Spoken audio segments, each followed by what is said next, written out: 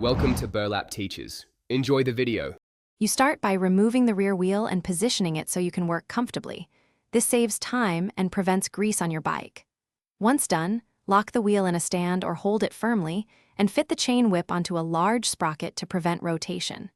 Next, thread the cassette lock ring tool into the lock ring and prepare your adjustable wrench.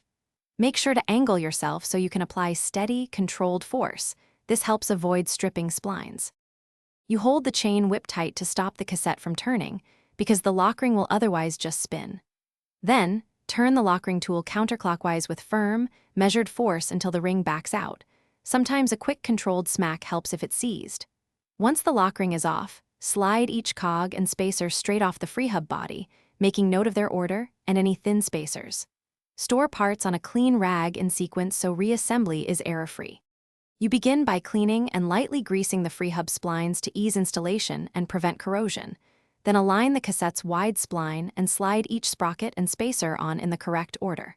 Once seated, thread the lock ring by hand to avoid cross-threading, and then tighten to the manufacturer torque or snug with the wrench.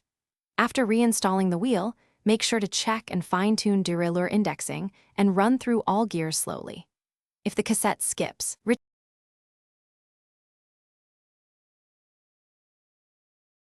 Thanks for watching. Consider subscribing if this video helped you.